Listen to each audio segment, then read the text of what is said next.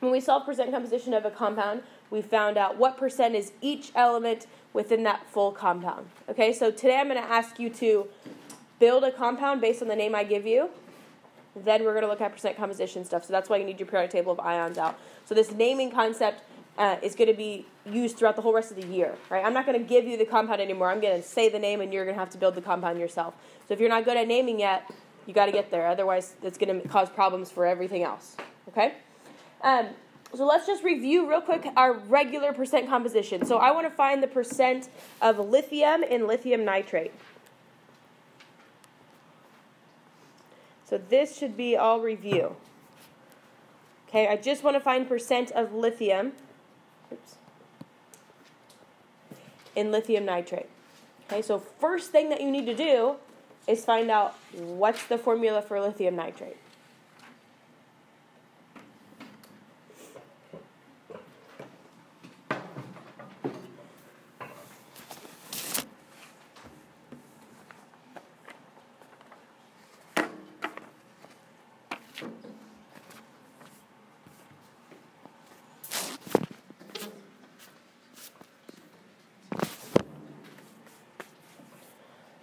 First of all, is lithium nitrate an ionic, a covalent, or an acid?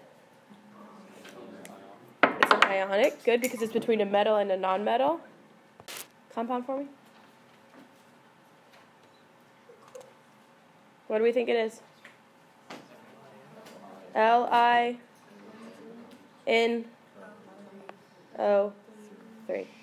LiNO3. This is nitrate. This is lithium. Okay, so those polyatomic ions, I'm telling you, they will not go away. Okay, so it's got to be something that you keep up. Okay, and we just will keep it up by regular practice, but lithium nitrate should be LiNO3. Each of those is a +1 and a -1, right? Lithium started out as +1. This one started out as -1, so it's an easy combination for us. Okay, are we on the same page with where lithium nitrate's compound came from? Chemical formula? Okay. So now let's find the percent of lithium in lithium nitrate. Okay, when I want to find the percent of something, I'm always going to take the part divided by the whole. Okay, so the part divided by the whole. So if I want to find the percent of lithium, I need to start by finding the molar mass of the whole compound. Okay, is this ringing some bells? Okay, the chemical, or the molar mass of the whole compound. So remember, we don't round lithium. So lithium 6.9, nitrogen is 14, and oxygen is 16. And how many oxygens are there? 3. Okay, remember, this 3 only applies to oxygen, not to nitrogen, right? It does not carry to nitrogen. Lithium's not quite close enough to a whole number to round up. Because it's 6.9, what? 6.94. I want it to be like 97, 98, 00, things like that. Okay? It's not going to kill you if you round up, but I just prefer it not to be. Okay, so what's the total molar mass here for lithium nitrate? 68.9. Would we agree? Yeah? Okay. So now if I want to find the percent of lithium within that compound, I'm going to take the amount of lithium, and we only have 1 lithium atom, so we just need the molar mass of 1, divided by the total. So we should be nearing somewhere around 10%. Okay, what did we get for our exact answer? 9.91, is that what you said? 8, okay.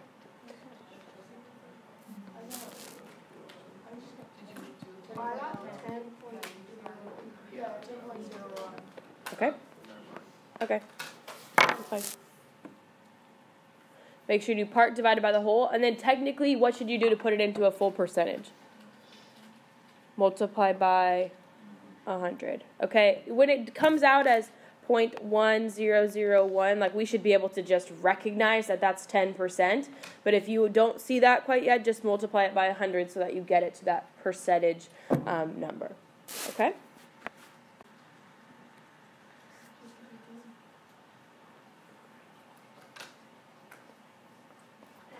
Okay, so let's say that I have 64.3 grams of magnesium hydroxide.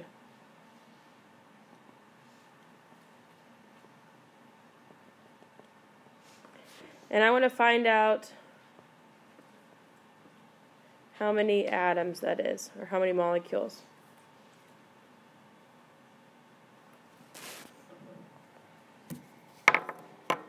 Okay, so we're going to start with the review of one of our biggest T-charts, right? It's got grams, 2 molecules. First thing that you need to do before we start thinking about any T-chart is get the formula for magnesium hydroxide correct. What you got? Mg and then parentheses OH2. Like that? Perfect. Okay, so that means the 2 here applies to what? What do we need 2 of? We need 2 of those hydroxide atoms, right? Or 2 of those hydroxide molecules, which is why we put that in parentheses. So the only time we use parentheses is if we need more than 1 polyatomic ion. Okay? So our hydroxide polyatomic ion, we need 2 of them to balance magnesium because it's a +2 and hydroxide is a -1. Okay, so that's why those parentheses come into play. If I didn't add the parentheses, it would look something like this. And what would that be telling us that we need 2 of?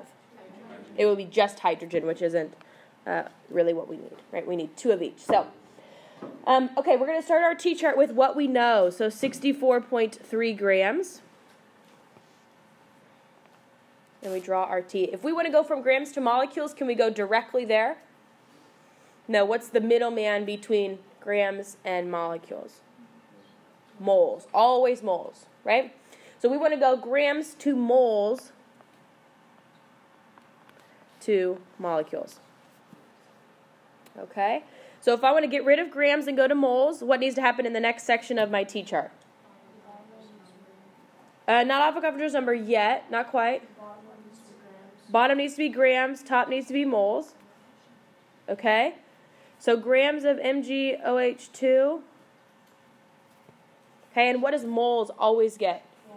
The 1. Okay? And I want you to be really careful here about still putting in the compound, because today it's really going to make a difference. Okay? So what goes here with grams always? Yeah, it's molar mass, right? Molar mass has to go with grams. Moles always gets the 1. So let's calculate the molar mass of magnesium.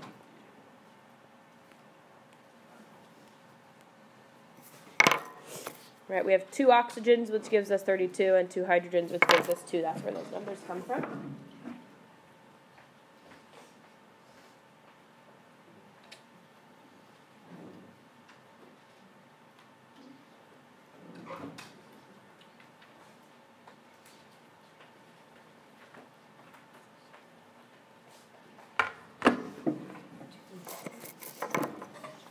Okay, what do we get? 58.3? That's what I had. Okay. So now we've gotten rid of grams, and we would stop. If we stopped right now, what unit would we be in? Moles. Okay, is that our final what we want? No, we want to go from moles to molecules. So what's the next section of our T-chart need to look like? Good. 1 mole on the bottom, and there's Avogadro's number.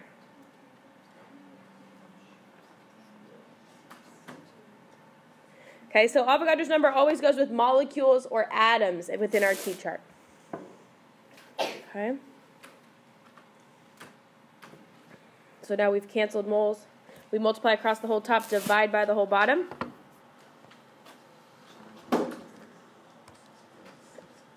Should we be ending up with, you think, less than 1 mole or more than 1 mole? That's right, a little bit more than 1.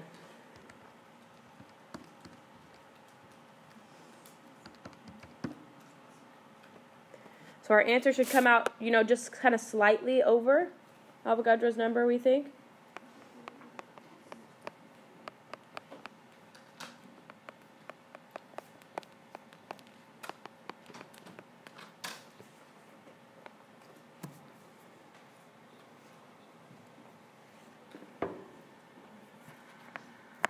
right? What if I just wanted to find out how many molecules of pure magnesium there were, right? That's going to be the process that we're going through today.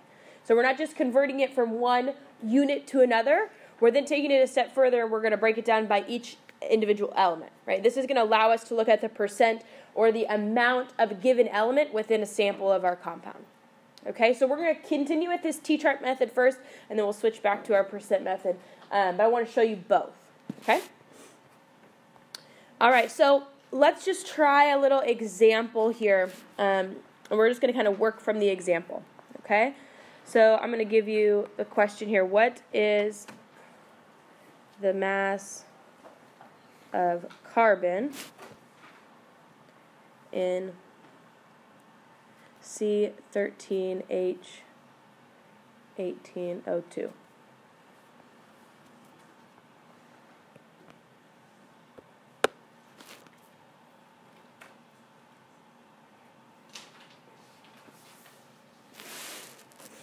Okay, so let's think about this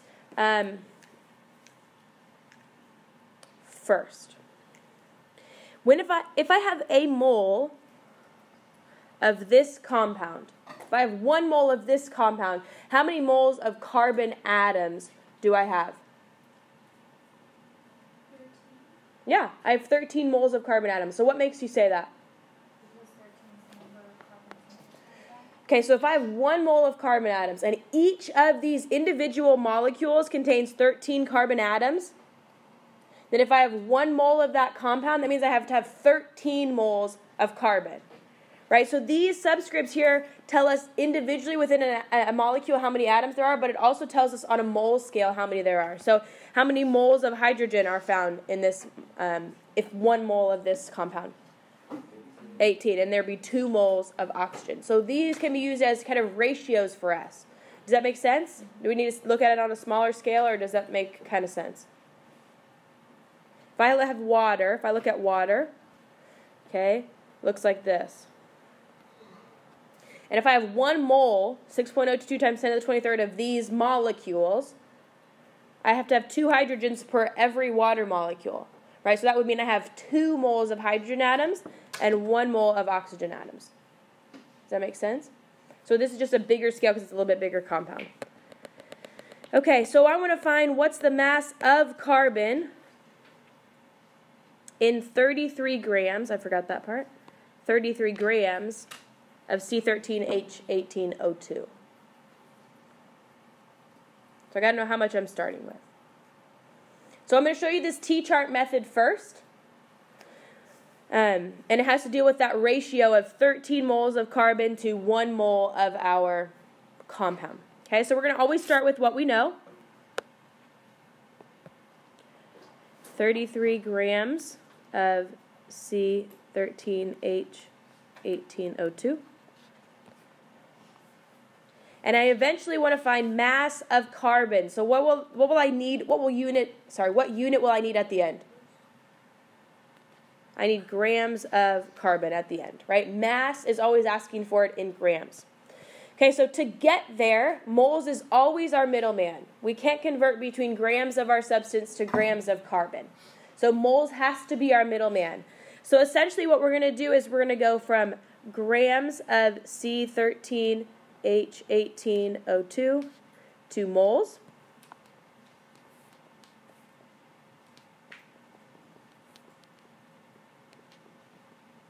And then we're going to do what's called the mole ratio step. And we're going to look at the ratio of moles between the whole substance and the individual. So we'd say moles of C13H18O2, and we'd say moles of just carbon. Okay, so this right here is what we call the mole ratio step. Okay, so before we move on any further, I want us to fill out this portion of our T-chart. What is that mole ratio step? Okay, if I have 1 mole of my big compound, how many moles of carbon do I have? 13. Right, so that's where that ratio part comes into play. The last thing I would need to do is convert moles of carbon to grams of carbon. Okay, so we can go back and fill in all of our numbers now. it would be probably easiest for us to start here, right, because we don't have to calculate molar mass. So 1 mole of carbon is how many grams? 12, right? And that comes right from the periodic table. That's its molar mass.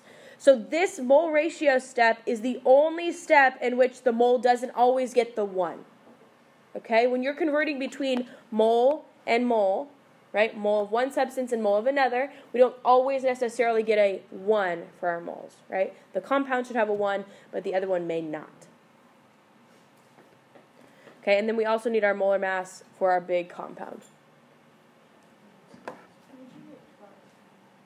12 is the molar mass of carbon itself, so 1 mole of carbon weighs 12 grams. You got 206? Okay.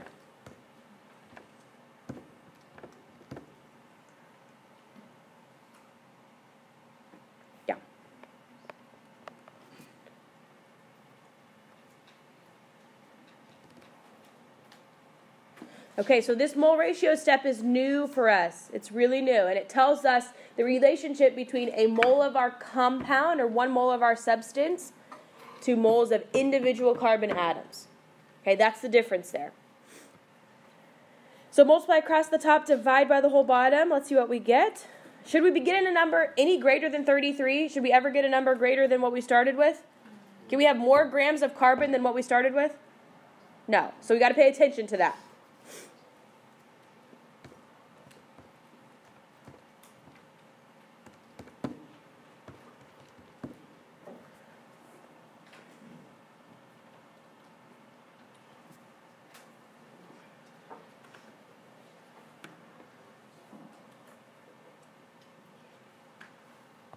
So it doesn't really matter what you choose. Okay? So we ended up with 25 grams there. Okay.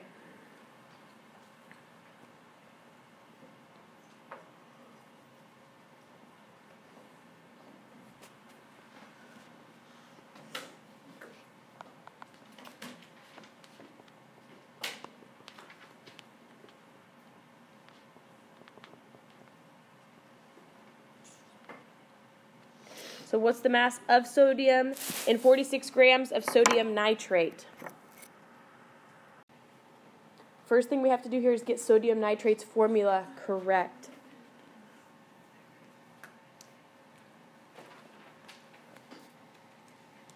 Okay, would we agree with that? NaNO3? Yeah. Okay. All right, so I want to find the mass of sodium. So that means I'm going to end up going to grams of sodium, right? Anytime it asks for mass, we want it in grams. So we're going to start with what we know. 46 grams of NaNO3. Okay, so what's going to be my process here? Grams to what? Grams of sodium nitrate to what? Moles of sodium nitrate. Then to what? Moles of sodium. Good. And then to grams of sodium. Very good. Okay. So we're going to go grams of sodium nitrate to 1 mole.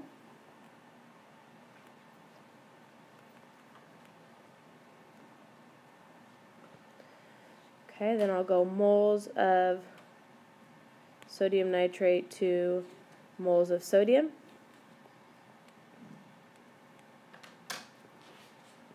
Okay, so in our mole ratio step, okay, the big substance gets the 1 because we're going to tell how many moles of our element are found within the 1 mole of our substance. So what's the mole ratio here between sodium nitrate and sodium?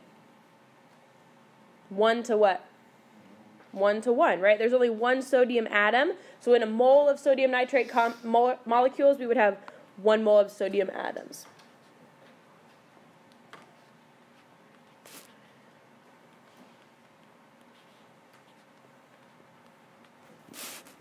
Okay, so sodium itself has a molar mass of 23. The molar mass of sodium nitrate should be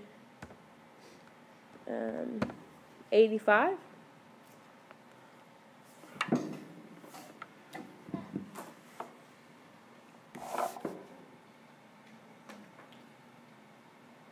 Okay, or that's what I had at least. So we've canceled grams of sodium nitrate, moles of sodium nitrate, moles of sodium, and we're left with grams of sodium. So this T-chart is where it becomes really important that you carry your units all the way, so don't just drop the name of the compound, because in this mole ratio step you can kind of get, it can get sticky if you're not really careful. Okay, so what was our final answer here? 12 point what? 4.8? Yeah? 4 what? Am I not hearing you right or what? Okay.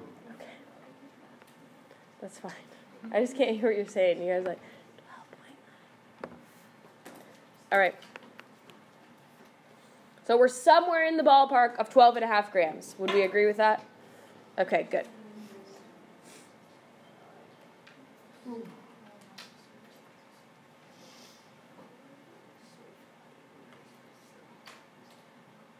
Questions here?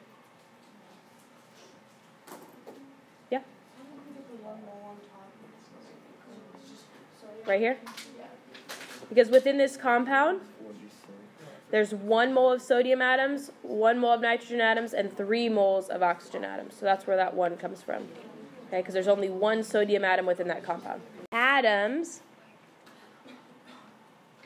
How many aluminum atoms are in 190 grams of aluminum sulfide? How many aluminum atoms are in 190 grams of aluminum sulfide?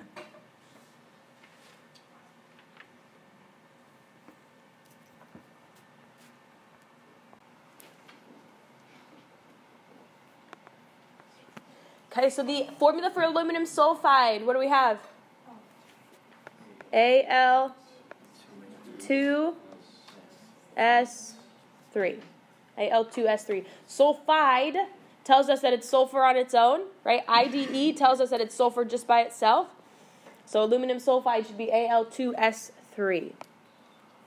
So now we don't want to go to grams at the end. We want to go to atoms. So what's the, what are we going to need instead of molar mass at the end? Avogadro's number, okay? All right, so let's see here. We're going to go from grams of Al2S3 to moles. Okay, and then we're going to go from moles of aluminum sulfide to what? Good. Moles of Al2S3 to moles of Al.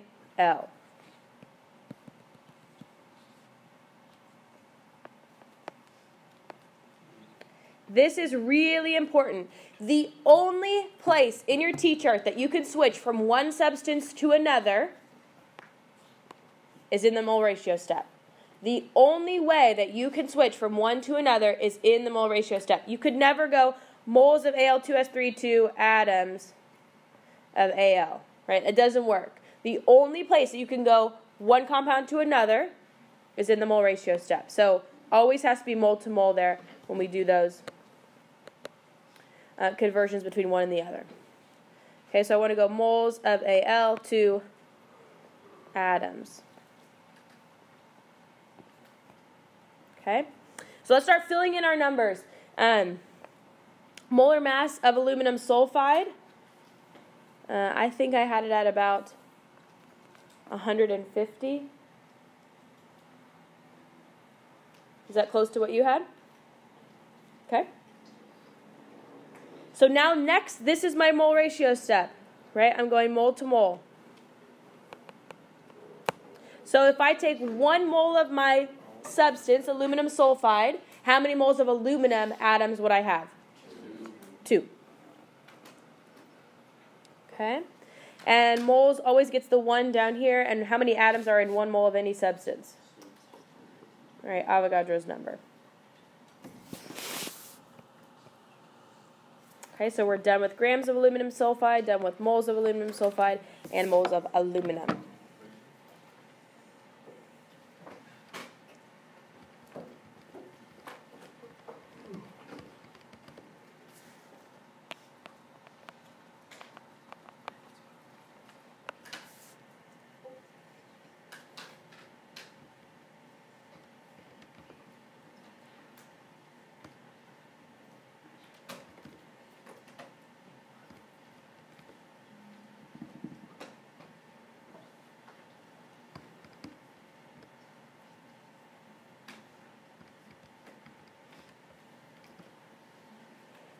Okay. Any questions? Everybody get that to come out okay? So we're going to go from the T-chart method to this percent method, and either one will work just fine, but I want to show you both, okay? And then you can choose whatever you like. Okay, so this section of the chapter is entitled Percent Composition, and so far we haven't done a whole lot with percent composition, right? It's been more conversions. But what we're going to do now is we're going to look at the percent composition of aluminum within aluminum sulfide, right? Because I want to single in on aluminum. I want to know how many atoms are in this sample of aluminum sulfide, okay? So I'm going to start by finding the percent composition of aluminum within aluminum sulfide. Okay, so Al2S3, we already found its molar mass with what we just did, was 150. Right, would you agree? 150. Okay. And the molar mass of just aluminum within there is 27 times 2, right? Because there's 2 aluminum atoms. Right? So the molar mass of aluminum is 27. So 27 times 2 is 54. Would we agree? Right? Part divided by the whole. So let's see, what's the percentage of aluminum? 54 divided by 150 gives us 36% aluminum. Okay, so that means in any sample, any amount of this aluminum sulfide that we find, 36% of it would be aluminum atoms. Okay? So where we're going to go from there is we're going to look at our individualized sample. And we started with 190 grams of our sample. Right? So if I take 36% of our sample, which should be aluminum, correct? Okay, so if I take that and I find 36% of it, so 190 times 0.36, that gives me 68.4 grams of aluminum. Okay, so if it had just asked for mass of aluminum, like, we'd be in business. That's all we're doing, right? That's where we'd stop. But the problem is this one asked for atoms. So what do we need to do to get it from grams to atoms? Yeah, we're going to have to convert grams to moles to atoms. Okay, so we're still doing a conversion, but it's only because it would have asked for atoms. If it had asked for mass of aluminum in 190 grams, right, that's where we would stop. Okay? So all we're doing from here is we're going to say grams of Al and 1 mole, and 1 mole, and then Avogadro's number.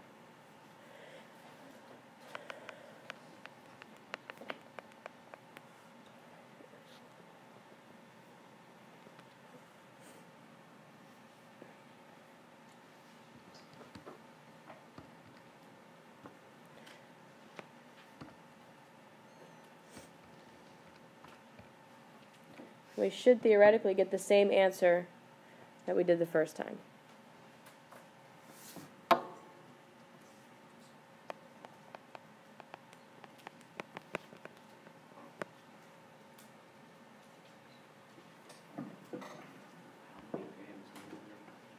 This is 27. This just comes from the periodic table. So that's just the molar mass of aluminum only. So do these two numbers look pretty similar? Right, they're exactly the same. We just rounded on this one, right? We could round that up to a 3 and they would be exactly the same. Okay, so this percentage method, what we just did here, works really well when it asks for the mass, right? Because we can stop really quickly. If we would have just asked for mass of aluminum, we could have stopped right there. Okay, when it asks for atoms, you're going to have to do a conversion anyway, so it might be simpler to just do that T-chart method from there, but that's totally up to you. Okay, does that part make sense or not so much? Let's try another one when it asked. Let's try another with this percent method. Okay.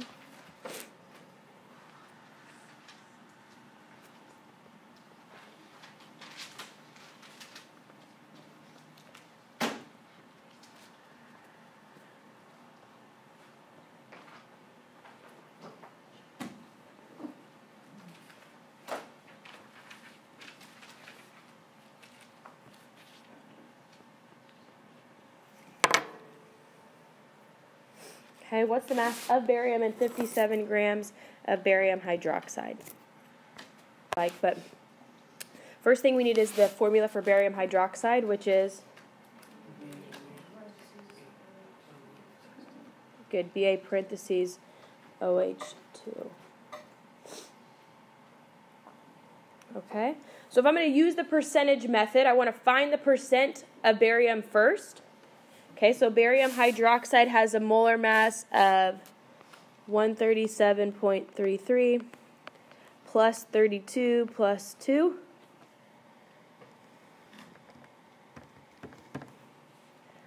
$171.33. Okay, and the mass of barium itself, 137.33.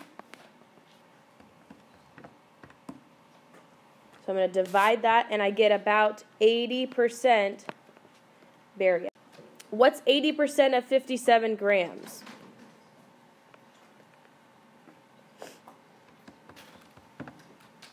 .6 grams of barium. Right? That's it. So the percentage method is much, much quicker when it asks for mass. Okay? When it asks for atoms, it can go either way. But if you're looking for mass within that specific sample, this percentage method, I would argue, is a little quicker. Okay? Do you want to see it with the T-chart, or do we feel okay? Okay, T-chart would go grams of barium hydroxide to moles of barium hydroxide, moles to barium, moles of barium, and then grams of barium. Okay, and the mole ratio here between barium hydroxide and barium is what? What's the mole ratio? 1 to 1, because there's only one barium atom in our compound. Okay, so 1 mole of barium hydroxide would give us 1 mole of barium atoms. Okay, questions? Do you want to try one on your own, or do you feel okay? Okay, you're going to do it on your own since no one said anything. Okay.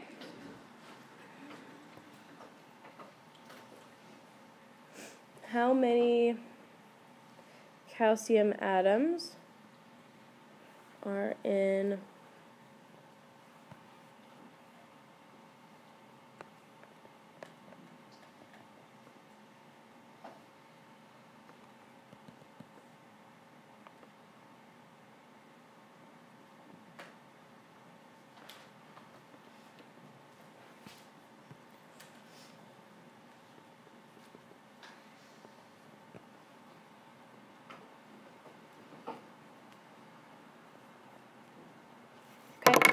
So taking it one step further, instead of starting in gram, we're starting in molecules this time.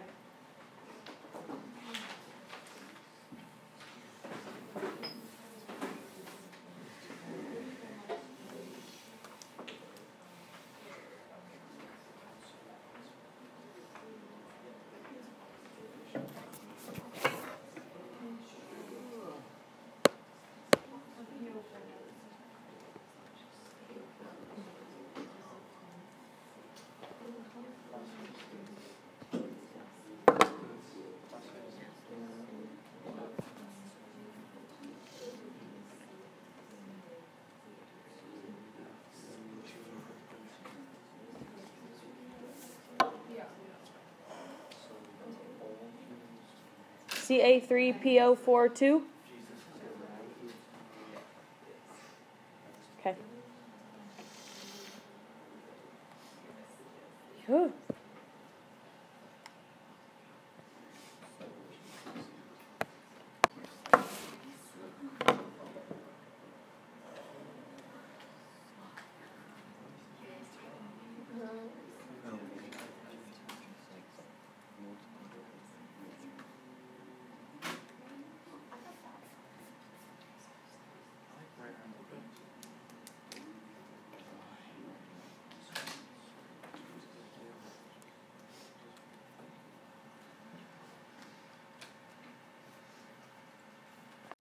In this example, we're looking at just the mole ratio between the number of atoms in our substance and the number of atoms of calcium itself.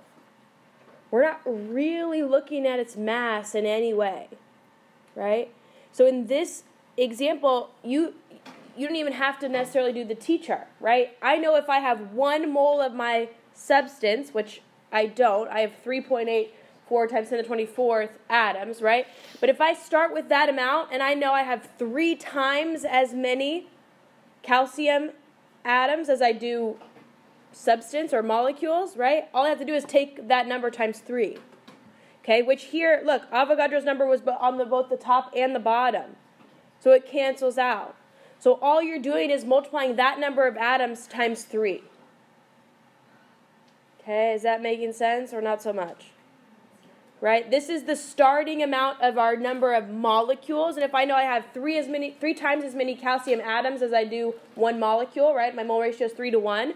All I have to do is take that amount by 3. So the percentage method doesn't really work. It doesn't really apply here because we're not concerned with its mass in any way. Right? Did any of you try the percentage method and get it to come out? I got